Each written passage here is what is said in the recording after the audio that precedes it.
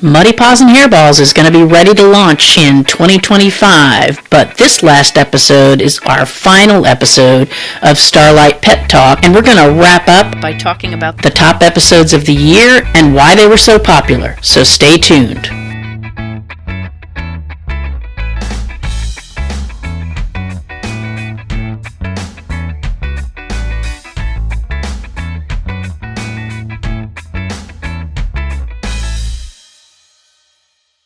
All right, everybody, welcome to Muddy Paws and Hairballs, but in reality, this is the final episode of Starlight Pet Talk. And as I said in my, I know it's sad. It's a, an It's a end of chapter. a chapter. Yes, I was going to say the end of an era, but I don't know. Does 2 years really count as an era? It's a Not. chapter. It's a chapter. End of a chapter, beginning of a new and exciting chapter. I'm here with my friend Bev, as you can hear her cackling in the Cackling. background. So what we're going to do is we're going to talk about the top episodes of Starlight Pet Talk for 2024, not overall. If you want to go back and know what the overall ones, then you've got to listen to the top episodes of 2023 and 2024, and then you can do the math on your own. But we will get to that in just a minute. But first of all, I want to talk about good news and bad news. Because I wanted to share a little, like I said, when we started Muddy Paws, that we're going to get down and dirty and real. And so I just want to tell you a little bit about my morning so far, and because we're going to start with the bad news. Can I just And tell everybody that this is how most of our conversations start? We speak several times a week, and they usually start with, "Let me tell you what happened last night." yeah, well, so Bev actually has relatives who thinks I don't have any friends because I call Bev so much. But it's kind of like talking to your sister, right? You get up, you do your little chores, you sit down with your cup of coffee, and you call your sister, and you'll be like, "Hey, what happened to me?" But usually the conversation starts with, "You know what my favorite thing is?" Or what I like to do is I call up and I ask to speak to the complaint department, and then she does this whole routine. Would you like to do it? Let's just demonstrate it, okay? Oh, I haven't done it in so long. All right, we'll give it a shot. It's been a little while, so I'll launch into the bad news by using this as the platform, and then I'll give you all the good news. But anyway, so ring ring ring, phone rings. Bev answers the phone. She says hello, and I say I'd like to speak to somebody in the pet complaint department, please. Hold on one second, please. Beep, boop, boop, beep, boop, boop, boop, boop, boop. The complaint department, is it involving a mineral, a animal, or a vegetable? Animal and vegetable because it involves a pet and puke. Beep, Is boop, boop, that boop, boop, boop, vegetable? boop, boop, boop. The complaint department, this is the vegetable department. Can I help you? And then and then the conversation goes like from there. But so basically, I've been because I have 7 animals living in my house right now. I have been trying to identify which of the 7 animals is pooping and peeing around my house because I'm tired of stepping in it. I'm tired of picking it up, and so I spent the weekend while Kelsey was out of town trying to isolate certain pets at night to see who leaves the big surprise in the morning and where it is. And so this morning, since Kelsey is now back from her trip, she took her dog Gigi because I think she's one of the suspects. Personally, I've seen her in action. She took her back in her room overnight, and I put all of the dogs in the dining room, which is now just a giant dog pen, in there last night, and figured we would see what happens. Well, there was nothing on the floor in the dining room. I'm assuming nobody peed in Kelsey's bed, but there were 2 turds by the front door. And upon closer inspection, when I went to clean them up, they were cold. So it wasn't like somebody did it like after I let them out this morning because it was like 5 o'clock in the morning. It was dark. So somebody did it a while ago. So it was either a cat because the cats were on the loose, or it happened last night before I put everybody up. So I'm no wiser. But I did spend my morning once again cleaning up poop. Oh, and then somebody puked from the kitchen out all the way out to the front door. It was like a Oh long my. trail. Yeah, I think it was puke. I mean, I didn't want to inspect it too closely. Couple of So thoughts. yeah, Couple of thoughts. This sounds very complicated, but definitely necessary. But cold turds. Yeah. How did we discover that? Well, when I picked them up in the paper towel, it wasn't soft and warm. So you didn't step in it and discover it that way. No, no, but that has happened before. The other morning I came out of my bedroom at 5:15 and luckily there was enough light coming from outside that I could see two things on the floor directly. I think they do it directly in line of a door so somebody steps in it because there were two things on the ground spaced about 2 feet apart between my route from my bedroom to the back door to let the dogs out. So, of course, I circumvented those things because they could have been anything, right? They could have been turds, they could have been toys, and it was two turds, two separate piles of turds, small piles. So it What wasn't is one of my big dogs. happening? What is happening? I don't know. Somebody's lost their damn mind. So I got to figure out who it is because I'm getting ready to move into an RV with all of these jerks, and it's not going to be pretty, but we'll work on it. I think I probably just need to start leaving out maybe one or two, because I know for sure it's not Gunny and it's not Sassy, the two big dogs. So maybe leave one little dog, one big dog out, and then see what happens, and then I'll notice Right. that little dog. But anyway, yeah. So I that's wonder the if bad other news. people have this issue. I'm sure. I'm sure they do. I mean, not people that don't have pets. Well, I mean, someone who's got a good quantity. Would you have 5, 7 animals? 7. There's 7 running around inside the house right now. Is that counting And Kelsey? no, that would be 8. And 2 of them are blind, so I know that especially the blind cat, probably her life is a little stressful. We just started her Yeah. on Prozac, Yeah. so Yeah, it's just, I wish there was a solution. You're doing the right thing, like the process of elimination, you know? yeah, I could probably do. Elimination, you see what I did there? Yeah, very funny. All right, so let's move on from elimination and the bad news. So that was the bad news, is that my life continues to be mornings of cleaning up poop or pee or both. Today it was just poop, so that I guess wasn't too bad. Oh, and puke. Sorry, Yeah. 2 out of 3 pees. It makes me feel morning. better about my life. Yeah, you don't have any you don't have any bad news you want to share? No, because he's perfect in every way. Whatever. When man. when he's gonna puke, he gives me a lot of warning so I can grab some newspaper and we're good. Newspaper. What, you read while he's doing it? What? Yes, I read while he's puking. Poor little thing. So what do you do? It's Toss the paper in front of his mouth? Yeah. Oh, good Lord, have mercy. Oh yeah. There's no privacy. There's no secrets. I'll tell you what though, the house is cold. He's got 2 heating pads and he is cold. Yeah. Yeah. Yeah. It's like killer, 62 killer. degrees in here. Yeah. Okay. All right, so on to the good news, because I'm only allotting a certain amount of time to this BS that's happening in the beginning of this show. Wow. So the good news is, and I'll give you the Reader's Digest version of the story. So a very nice donor and supporter of Starlight Outreach and Rescue named Julie, I don't know if it was when she moved, but anyway, she donated a really nice Dyson vacuum cleaner to us for the rescue. And it has been a godsend. I mean, it's a great vacuum cleaner. It's got that clear canister so you can see how much crap is on the floor.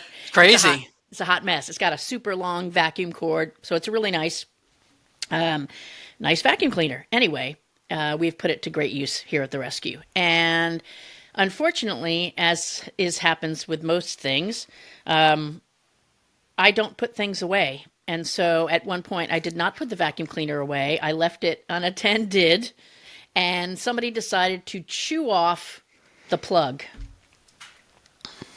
So, yeah. Yeah. You're Because that's sitting what we there. do. Because that's That's what what we this do. is not. This is nothing new. This is I know. nothing new. It happens all the time at your house. I know. I just, for the second time, fixed the hose to the pool, the $700 pool cleaner that they chewed through the electric cord on that one, too. Luckily, it wasn't plugged in. But anyway, so they chewed the cord off. I fixed it, but I'm always afraid that it's going to catch fire because obviously I'm not an electrician. So anyway, I thought, well, maybe I could contact Dyson and see if I can purchase a replacement cord, which you apparently can. So I'm chatting with them online, and they're going to send me a replacement cord for free. This is back in June. So I'm super excited. I'm going to get this replacement cord. And then I kind of forgot about it. And now it's 6 months later, and I still don't have the cord. So I decided the other day to follow up. Well, apparently that cord for that vacuum cleaner is on back order to infinity. Like it's just not going to happen. So, this is the kicker, you guys. This is good customer service right here.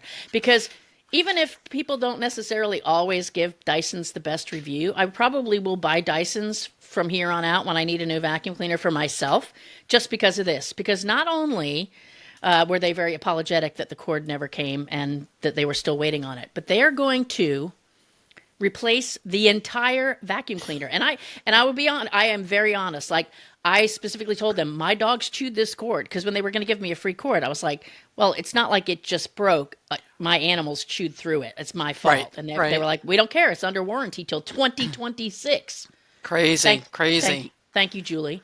So yeah, so now I'm going to get a brand new model, like not a refurbished, a new vacuum cleaner, and they're going to pay for me to ship the whole vacuum cleaner back. That's crazy. I would buy a Dyson just because based on that too, you know. Yeah. That's So awesome that they'll do that's that. that's the good news. And That's the very good news. here's the other beautiful thing is that the new Dyson will come in a box. And so that when I go to move, when I will keep the box, and when I go to move in a couple of months, I will be able to put the Dyson in the box and protect it during the move. There you go. Win-win. Win-win. So thank No, you, that Dyson. is very good customer service. Absolutely. Yeah. All right, so moving right along, we're going to get into Alrighty. our top episodes of 2024 of Starlight Pet Talk. We are not going to discuss all 10, but I do want to let you know what the top 10 ones were, and then we're going to discuss the top 5. So, number 10 was season, and all of 2024 was basically season 2. So it was season 2, episode 81, and it was Does Your Dog Have Separation Anxiety with our trainer friend Ruth Hegarty. So I think that was a great episode because I think things get labeled as separation anxiety when maybe they're not. So you definitely need to listen to that one. We're not going into gory detail. Episode number the ninth most popular episode was season 2, episode 62 on Lap of Love, home hospice, and euthanasia for pets. Again, a great option for not, for being able to plan and coordinate your pet's euthanasia if you have to and make it a pleasant experience or as pleasant as it can be for you and for your pets. Number 8 was season 2, episode 67, Unlocking the Human Animal Bond, Secrets from the Human Animal Bond Research Institute, which I thought was really fascinating. I mean, a whole organization that is just dedicated to research on how much our pets positively impact our lives. Yeah. Yeah. Episode number 7 was season 2, episode 82, 1,672 miles to a forever home, Bonnie's Journey. Yeah, so that was Bev and my rescue road trip where we drove crazy Bonnie. Although she was really good on that trip, wouldn't you say? She was more sane than both of us put together. Although, Yeah. yeah, It doesn't she it she doesn't was take good. much. It doesn't Yeah. take much. But yeah. So that was a fun episode to do, just to kind of recount our journey. The sixth most popular episode was season 2, episode 78, Life with Pets, Hidden Benefits Revealed. The original title, I've changed up some of the titles. The original title was The Surprising Mental, Physical, and Social Benefits of Living with Pets with my friend Denise Dudley out in Colorado. So she actually is works with human beings, but has pets and has done a lot of research on the impact of pets in our lives. So that was fun. And so those were 10 through 6. And so we're going to discuss 5 through 1 and then maybe throw in a couple of thoughts on our own personal favorite. Hold on, I've got notes. I've got to file through here. So the number 5, I know you've got notes too. Mine are typed. Yours are handwritten. Okay. So the fifth most popular episode of season 2 was season 2, episode 79, Pro Tips for Extending Your Pet's Life with my friend Dr. Marlene Siegel down in Florida. I think this one probably resonated most with listeners because it really gave you some actionable steps for, things that you could do for focusing on longevity and well-being for your pets. So we talked about things like eliminating toxins because there's so many that we are exposed to as humans that also our pets are exposed to, essential nutrients, healing the gut, which I thought was also super interesting because it's such a tie over to human beings as well, that our gut health impacts, and who knew, right? Until the most recent years, how much your gut health impacts the rest of your health, detoxifying your organs, and then really getting down on the DNA level, supporting mitochondrial functions, and then emotional health. That was another area. So those were kind of some of the things that came out in that episode. What were and I don't know if that was one of your favorites or necessarily, Bev, but what were your thoughts on that episode? The takeaway for me was anybody can do this. The changes are really, really doable. They're really small, and it can make a huge impact down the road. You might not see an overnight makeover, but just by increasing water intake or that's what I had written down, inflammation and water intake and things like that. Such a simple thing can change your pet's life. I mean, it's just so simple. Yeah, my takeaway was that anybody can do this. It's very simple to make these little small changes. Absolutely. Yeah, and I think we've had a couple of episodes that have been around that issue. And I know personally that like every time I've done one of these episodes, I start looking at my pet's food and I got a water fountain. I've been adding water to the cat's food. Even the other day I was in the kitchen doing the dog's food, and I've not gotten to the point where I'm going to be cooking dog food, but it's like, what do I have in the fridge that I can toss in here that would enhance this meal that I'm giving them? So right, and it's such a simple thing, and if you go buy a pint of blueberries in the grocery store and just toss it in there, it's fine. Anything helps. Yeah, that was definitely, it's definitely changed Cuzzy's lifestyle. Perhaps not from this particular episode, but previous ones about water intake and the reading the ingredient label. You can learn. God bless you, Amy, because it was a whole education for me all of last year and this year. Read those labels, people. And you will be shocked, absolutely shocked. So you can make better choices. You might pay for it. You might not. It might not be a huge monetary thing, but isn't your pet worth it? Yeah. I know Cuzzy is. Well, and you're going to pay for it on one end or the other, like the whole intake. The blind cat that we have has already had bladder stone surgery when she was barely over a year old. Yeah. And she's already got some floating around in there again. So, the water intake, I think, has helped, keep it at bay, at least. They're not getting bigger. And so it's like you said, little bitty changes along the way for sure. Very, very doable. Absolutely. Yeah. So hopefully we'll get Dr. Marlene back on the show and talk about more things we could be doing along the way. All right, moving along. The fourth most popular episode was season 2, episode 53, Responsible Rabbit Care Explained. Again, I've changed the titles a little bit with Muddy Paws. I've shortened them up a little bit, but the original title was Beyond the Fluff, Rabbit Realities and Responsible Guardianship. Cute. And that was with Marcy Berman. She is the president and founder of Save a Bunny Rabbit Rescue out in California. And I think the thing for me, one of the biggest things for me was how much care rabbits, because I have had a rabbit and I knew something about rabbit care, but in order for them to really live an optimal life, how much care they need, what things can go wrong with rabbits. I was super lucky. Nothing ever went wrong with this bunny, but things can certainly go wrong if they're not getting the proper diet and proper care. So some of the things that came up in that episode were misconceptions that rabbits were super low maintenance and easy starter pets. The importance of spaying and neutering, which I only had one bunny, but even for having one bunny, how that can impact their behavior and things like that. Their need for mental stimulation and social interaction, no idea. And that's what makes me feel really guilty about the bunny that I had. Yeah. I was going to say, when you know better, you do better. That's why these podcasts are great. I didn't know anything about bunnies. I had no clue. So yeah, if I was to get one now, this is great. I know what I'm getting into. Yeah. It's there's quite a bit, even just their habitat and how that needs to be.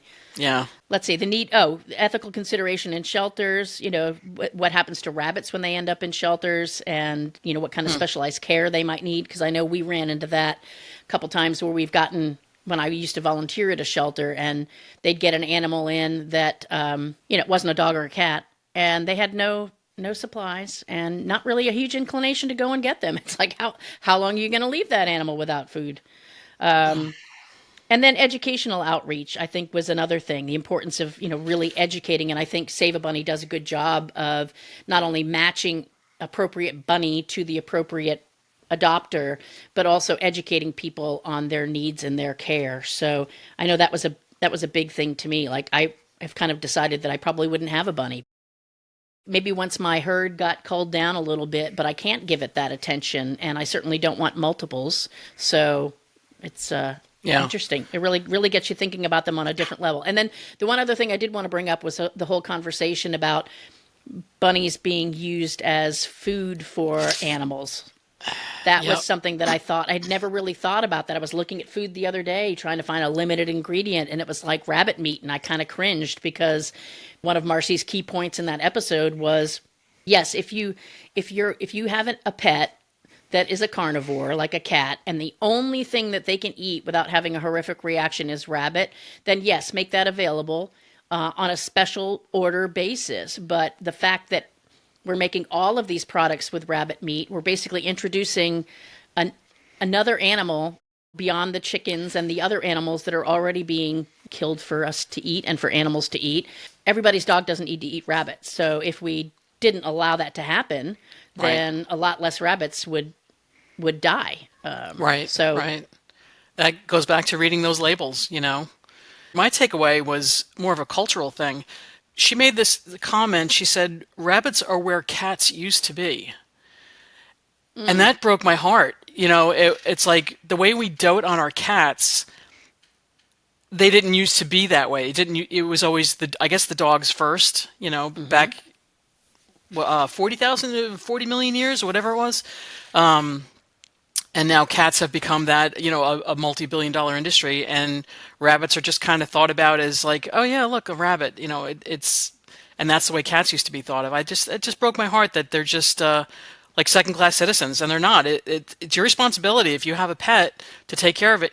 You take care of it, yeah, soup to nuts. Yeah, yeah, yeah. I think that well, and that's kind of a little hang up that I have in general about, you know, you see these videos of unusual animals that are now being, you know, brought in as pets, and it's like, do you really need an armadillo as a pet? Do you really need, you know, some of these exotic animals that get not necessarily bred in captivity but captured other places? And you know, it's like, it's kind of like I got into an argument with somebody the other day, once again, on the rescue side of things about declawing cats. And, you know, having a cat is not a right. So therefore, if you can't keep it in physically intact without amputating its toes, or you're allergic, so now you want to have people breed hairless cats that self-mutilate every time they're bathing themselves with their barbed tongues, maybe you just don't get a cat. Maybe you're just not allowed, you know, not allowed to have one. It's just agreed. You move on and get something else. You know, Right. it's At not, that it's point, not the what's cat's fault you have allergies or that right? you have And expensive furniture. yeah. Sorry. At that point, Pisses what's me the off. point? What's the point? If your furniture is going to get ruined, if you have poor allergies, you know, that particular pet is not for you. Try a Yeah. goldfish. See what that, and even that has. But I want one. But Yeah. I want Yeah. one. And that's the thing. It's like, just because Yeah. you want it doesn't mean you get to have it. Life's, you know, life's not Yeah. like that.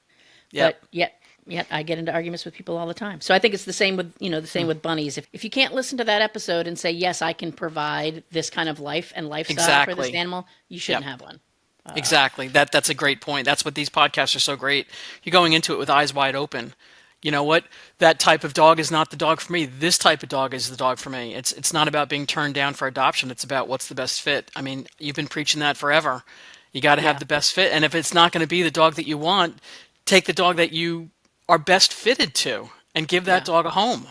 Yeah, because people are super selfish. They want what they want, and it's just very aggravating. Very aggravating. Anyway, we could do a whole episode on that. I think we've Yeah. sort of done it to a certain degree. Yeah. All right, moving right along, the third most popular episode was, I got too many papers going on here, was season 2, episode 80, with Jonathan Weinberg of Synchrony, parent company of Care Credit, with expert advice for paying for and saving on your vet bills. I think that is such a huge topic in this day and age. I mean, the fact that there is such a thing as economic euthanasia, you know, people that have animals that could absolutely be saved. They just can't afford to do it and have no means to pay for it, and therefore the animal gets euthanized is a bit appalling. So what we discussed, and I'll just kind of run down the quick topics here. We talked about the importance of preventative care, and it kind of goes back to the whole food and diet. Like if we spend the money on the food and diet, then you're not going to have those issues with cancer and other things later on that you might have when you feed crappy food. So the importance of regular checkups, appropriate vaccinations, parasite prevention. We talked briefly about pet insurance, but we did a whole episode about pet insurance, so we didn't go too far down that road. The importance of having an emergency fund, the importance of understanding what your care options are. It's like whether it's a low-cost clinic or, getting certain things done from your vet and certain things through other community resources, negotiating payment plans. And then, I would like to do a whole episode on this, and I think I probably will in 2025, is finding the words to have the conversation and being brave enough to have the conversation with your vet about care options, because vets are going to offer you the optimal treatment or the gold standard treatment. And that may not be the only treatment. There may be step ups that you can do towards that treatment to see if certain things work. And we just don't, we kind of hear what it is, we hear the price tag, and we say yay or nay without discussion. And I think that communication is so important. And most vets are super open to it. And if they're not, I think you need to find another vet. That's a whole nother episode too. But anyway, what did you think about that episode, Bev? I was thinking the same thing. What struck me after listening to it was how many options there are. Get creative as far as healthcare, whether it's doing your own financial saving or whatever. But like you said, your vet is always willing to work with you. I have yet to meet, not that I meet them a lot, but I have yet to meet a vet that isn't open-minded enough to work with you. It's all about the care of the pet. Yes, they are in it for the profit. They have to run their business, but they're still willing to be creative as far as healthcare goes with your pet. Yeah, that was a good episode. Surprisingly, number 3 to me, because I didn't realize that, because I'm so blessed with a healthy income, that I didn't realize this was like a make or break type of thing for people. And it breaks my heart that if you can't afford certain options, that you have to let the pet go. But this is what Starlight was doing also, doing that outreach. Like the Great Dane that you had that was hit by a car and the family couldn't afford it. That's the outreach part of Starlight. You assisted them. Yeah. Yeah. Yeah. And, and that kind of ties back. It's kind of a chicken and egg thing of, when you get a Great Dane, it's going to be expensive. Even if it doesn't get hit by a car, because it's going to be expensive to feed, it's going to be expensive to care for, and when I have adopters that come to us and they say things like, I have to wait until my next paycheck to pay the $85 adoption fee, that is a huge red flag to me, because that's not anywhere near to what it's going to cost you annually to care for that pet. And so if you're struggling to pay the adoption fee, again, I know I want, but maybe now is not the time for you to have a pet, or maybe you need a different kind of pet that has a more manageable maintenance cost, for lack of a better term. Yeah. Another thing I would say too about the whole affording the pet care, and like you said, most vets are willing to work with you, et cetera, et cetera. Keeping in mind too, because I've run into this a couple times in the past couple of weeks, is that most vets are willing to work with their established clients and people who have paid their bills on time in the past, and people who have not no-showed for appointments and things like that. So if you're one of those people, because we had a couple of people this week who we turned down for adoptions for new pets because they don't routinely take their animal to a vet, and the last vet visit was, to the vet to put their animal to sleep because something, it just wasn't acting right. And it's like, well, whatever it was, it could have been something that was lingering there for a long time. And had you gone to your vet routinely, maybe you would have discovered that sooner instead of putting your animal down. And maybe not. Things do creep up. I understand that. But, when you've got 2 cats, as an example, one that I turned down this week, 2 cats that hadn't been to the vet, except one when it went to be put to sleep and one when it had a kidney stone and had to have emergency surgery, but had not been to a vet for 10 years before that. It's like, do I want to adopt a kitten to you? Because that kitten's going to need care along the way. Oh my gosh. So we get a lot of that. Like people that say, well, it's an indoor cat. It doesn't need to go to the vet. It's like, that's just like saying my kids don't need to go to the pediatrician because I take good care of them. Yeah. They still need checkups, Yeah, at least and that's the periodically. thing. It translates. It's not nothing new. You bring your kid for annual physicals. I Yeah. would imagine the same applies to pets. That right now is sitting next to me, trying to destroy my writing envelopes. Yeah, there you go. So that's my little soapbox that yes, vets are going to be willing to work with you, but you also have to realize whether you have a relationship with them or not, and how good that relationship is can impact how much they're willing to risk giving you a payment plan or waiting until tomorrow to get paid. Because the bottom line is a business. They've got to pay their bills, otherwise they're going to go out of business, and then you won't have access to any vet. I didn't think of it like that. If you're a chronically good customer, they're going to be willing to take that. I never thought of that. Yeah. Make an appointment and keep it. Don't just no show. And it's just, yeah, that could go on and on Yeah, right there. Be a good client, interesting. and your vet might treat you well. All right, moving along. Okay, now we're getting into the top two. The top two. So the number 2 episode of the second season of Starlight Pet Talk was season 2, episode 77. Fix 5 annoying dog behaviors fast, with my friend Ruth Hegarty again. So she ended up twice in the top 10. And one of the reasons we picked the 5 behaviors that we did is because they are the top most annoying, but several of them are the most chronic and common reasons that people will give up their dogs to rescues and shelters because of some of these behaviors. So we talked about what the issues were, and I think Ruth did a really great job of giving some really down-to-earth, easy to start with advice for fixing some of the issues. So the 5 issues were leash pulling, nuisance barking, that's a huge pet peeve of mine, recall, like coming back when you call them, jumping up on people, another huge pet peeve of mine, and then destructive chewing, which I've experienced a lot of. Case in point, the Dyson vacuum and my 2 $1,200 Lazy Boy recliners. So I left a foster dog unattended in the living room for 30 minutes, and that Ooh. dog chewed the arm and the seat, just enough to damage them and make them look like shit, and then went across the room and did it to the other matching chair. Oh no! So they both are chewed up, and they're now worth nothing. I could probably, if they had not been chewed up, because they were expensive chairs and they're relatively new, I could probably have sold each of those chairs for $200-300. But no, right Really? now I'm going to. Yes, I think I could. I think I could have, because I got $250 for the sofa. Wow. Yeah. All right. So anyway, that's not the point, Bev. The point is that 2 perfectly good chairs are Yeah. going to end up in the garbage dump, or set on fire in my backyard before I leave as a final farewell. A Viking send off. There we go. Yeah. So anyway, Bev, you don't have a dog. So what did you think of that I episode? don't. However, my takeaway from that was all of those things you just described are completely fixable and doable if you are consistent. Yeah. That's huge. I That is mean, huge. it works for this damn cat who thinks he's a dog. If you're consistent with stuff, you will see a change, but you must be consistent. Yeah. Dogs and children and cats. It's all the same thing. Yeah. Consistency. So Yeah. now remind us, Bev. Well, not us. You can remind me, Bev. Didn't you get bitten by a dog one time fairly recently? And was there a recall issue involved, or did it when you were walking and that guy had the dog at the construction site and the dog came up and Oh, bit you in that's the back of the right. leg? I forgot about that. So I'm walking in my neighborhood, and a guy's working construction on a home, and as people will do, they'll bring their dogs to the construction site to hang out or whatever.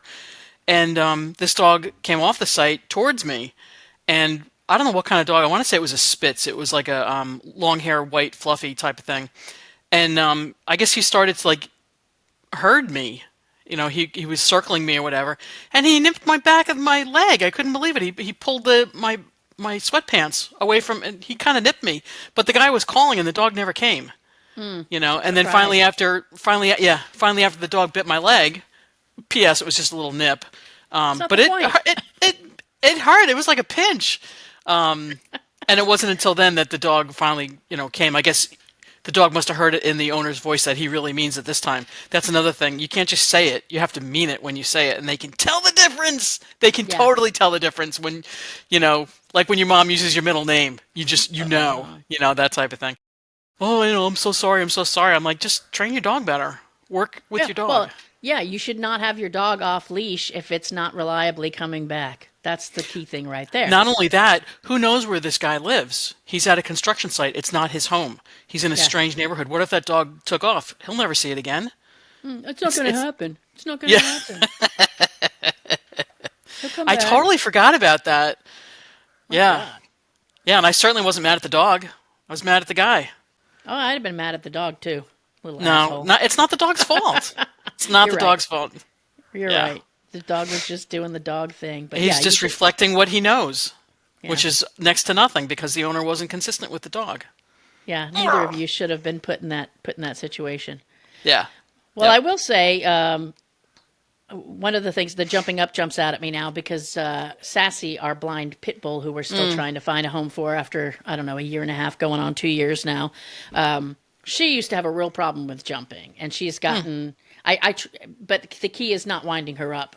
When you first come out, come in the house or whatever. But I don't think she's jumped up on me in several months now. So we finally, because she was, and especially because she came with these long, disgusting toenails, which we've had a heck of a time trying to get those quicks to go back and shorten them up. It was like she'd jump up and claw you as she slid her way down and leave, long bruises down your leg. So Not only that, needs all that. she's kind of tall when she's up on her back legs. It's not like a little tiny, little dog or whatever. So when she jumps up on you, you know it.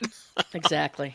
Oh, but she's such a love. I can't believe she's not adopted. Well, I can believe she's not adopted out. It's a little bit of a special needs, but she Yeah. is a sweetie, definite sweetie.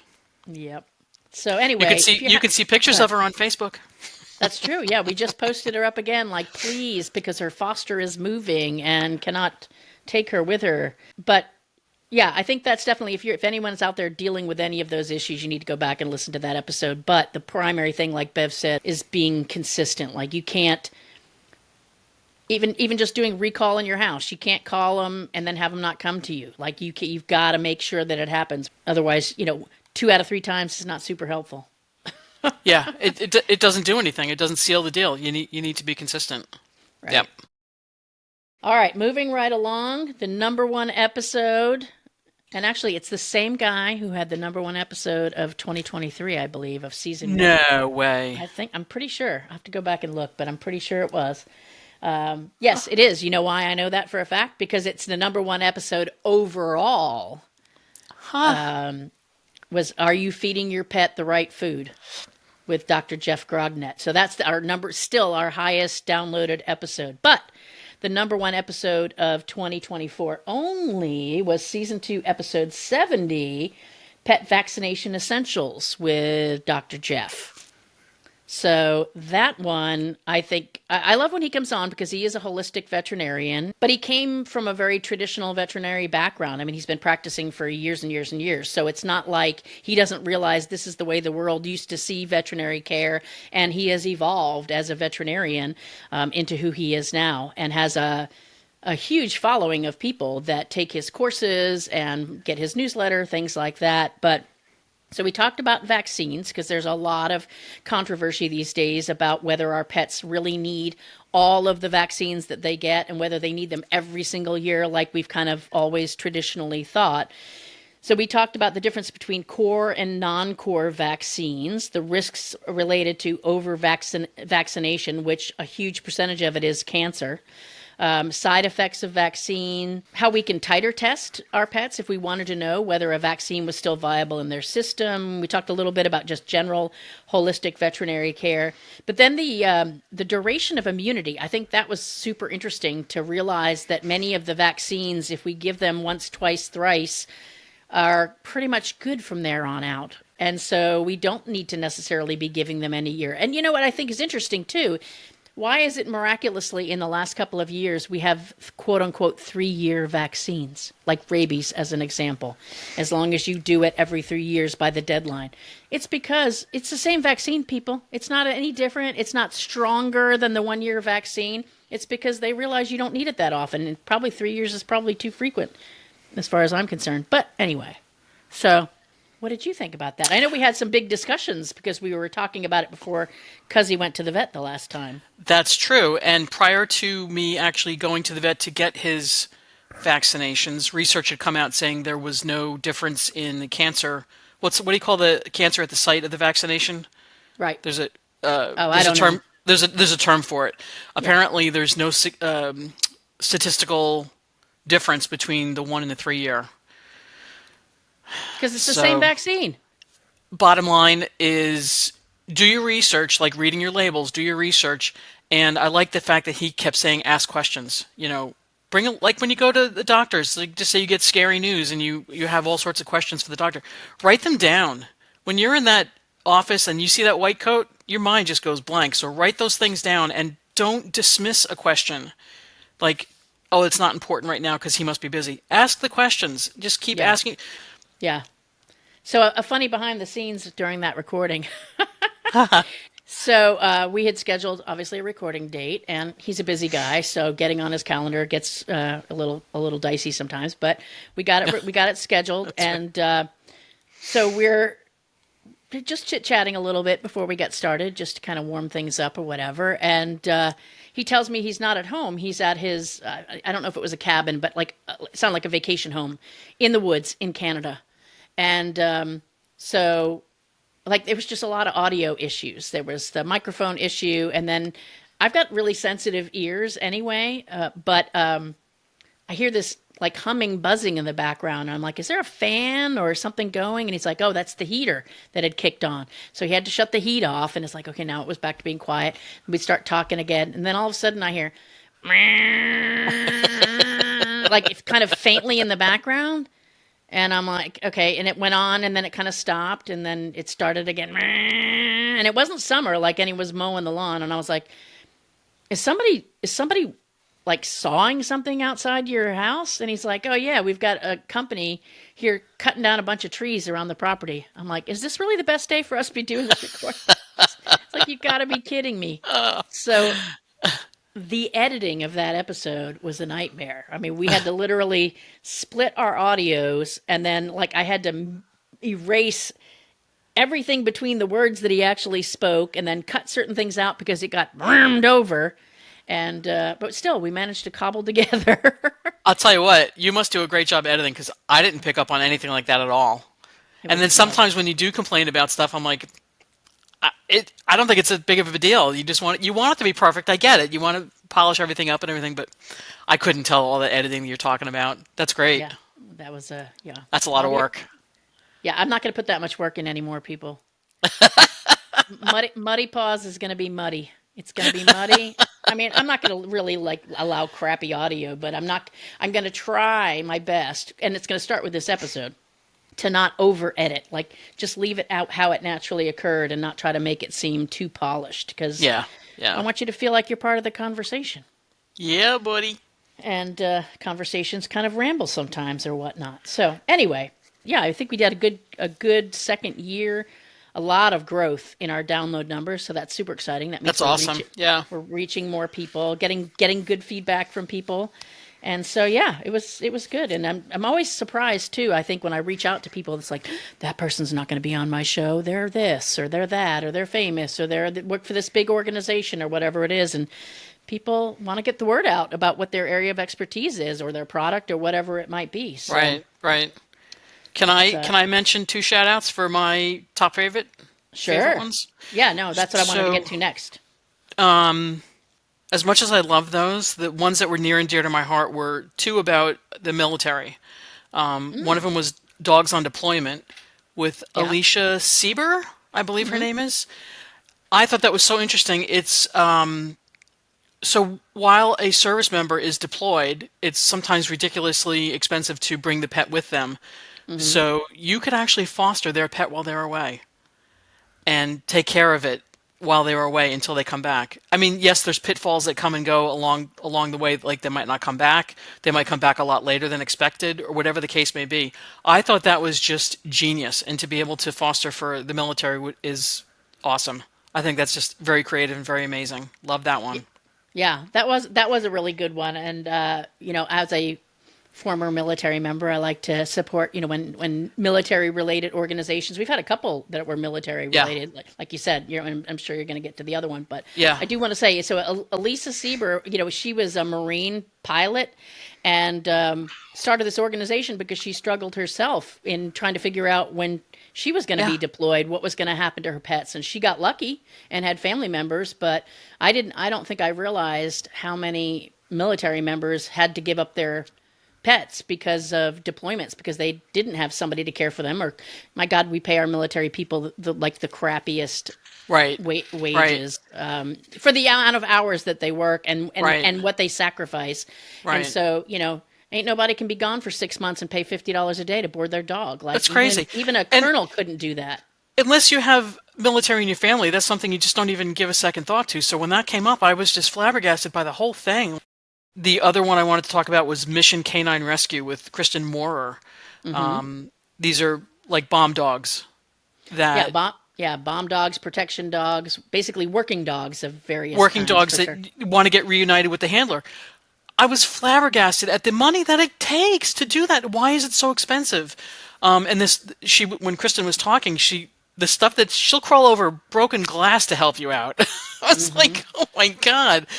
So to be able to reunite those handlers with those dogs that saved their lives or protected so many soldiers is just, again, if you don't have a military person in your life, who knew? Who Yeah, knew? I thought they hop on the plane with them on the transport plane. Oh no. Oh yeah. no. It's a lot more complicated. Had no idea. Well, and So, they're over in some foreign country, and they're no longer of use, and the handler gets sent home, and the dog gets euthanized, or just abandoned in some form or fashion.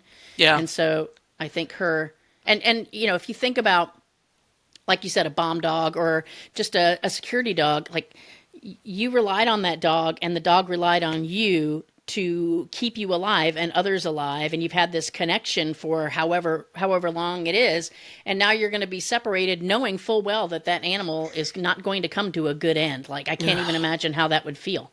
And you have no choice. Like, they have no choice. They can't even, for the most part, they can't even at their own expense just be like, okay, I'll pay, or my dad will pay to bring the dog Right. back. It's like it belongs to that company or that organization. That was again, I was just blown away. No idea that this was going on. No clue. Yeah. So, and everybody loves scrolling through, reels on Instagram with the dogs getting reunited with deployed soldiers and stuff like that when Hmm. they come at home. You can't help but just fall in love with that reaction. Or when the dog at first is really, really hesitant and then he kind of figures it out that that's his owner. Like, that's amazing. That's some good stuff right there. Yeah, the nose has to kick in. It's like, The oh nose has to kick yeah, in. Yeah, yeah. Oh, they now just I break know my who heart you every are. time I see those. Yeah. Yep, for sure. Did I you have don't a know that. favorite? I didn't even ask you. No. I was just thinking. I will say that one of my favorites was season 2, episode 66 on pet massage. That particular episode, the guest was a pet masseuse, a certified canine massage therapist, Blanca Rodriguez.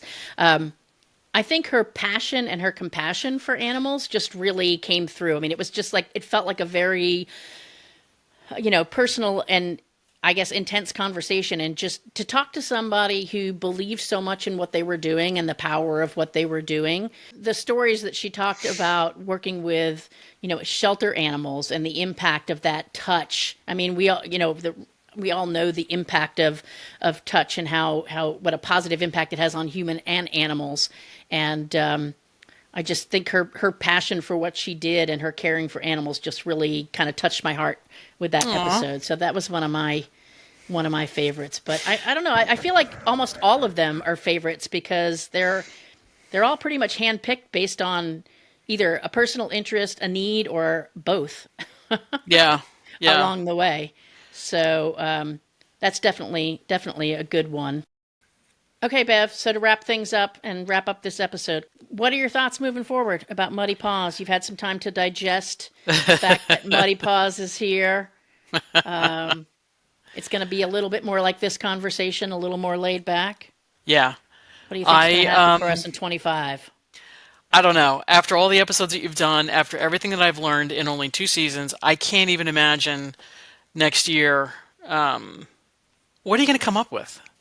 Like, I think it's I've going to be already great. I've already Go got ahead. all kind of things in the works. That's, All I don't kind know of how you, I ideas. really don't know how you do it. There's always something new to learn, and I go back to the military thing. Like I I not only wasn't concerned about it, I had no idea it existed. So there's Yeah. things out there like pet nutrition and the vaccinations and things like that. I didn't give it a second thought, and now I have a lot to think about. So I'm looking forward to the next 100 episodes. Yeah, yeah. Well, I kind of feel like, number one, when it comes to organizations like Mission Canine Rescue and Dogs on Deployment, there's a lot of organizations out there that, they're not necessarily putting out national television commercials so that you see them on Yeah, TV. There's a lot of yeah, people doing a lot of good work for animals around this country and around the world. And so, discovering some of those, whether it's them reaching out to me. So if you've got an organization like that, reach out and let us know, or us doing our homework on our end to find organizations that we want to highlight and draw some more attention to. I mean, that's I think that is an untapped, probably never ending source of episodes. And then I think our evolution for the pet care. I mean, look how much you and I have evolved, how pet care was when we were kids, yeah. Right? and and the things that were okay to do back then, and how we've evolved from there, and then everything we've learned from hearing and participating in these podcast episodes over the last 2 years. And the field of animal care, is a multi-billion-dollar industry, the pet industry. And so I think there's all kinds of new innovations and changes and things that we're going to see next year and beyond. So I don't think we're going to run out of things to talk I about. hope not, because I Yeah. wish you all the success in the world. You're the best.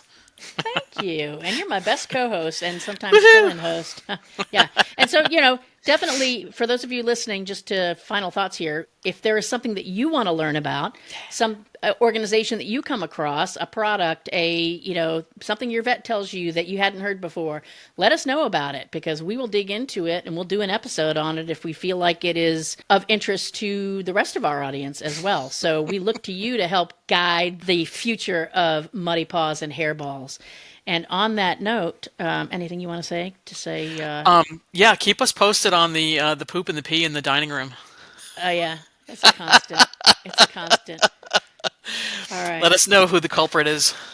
I know. I think I'm just going to set up cameras. That's probably the best way to do it. I have one Oh, charging in there the you go. kitchen counter. That could help. Yeah. Anyway, so on that note of pee and poop and puke, We want to say Merry Christmas, Happy Hanukkah, all the best holidays in the new year. yes, and have a wonderful new year. And we will be back with a new season of Muddy Paws and Hairballs in 2025.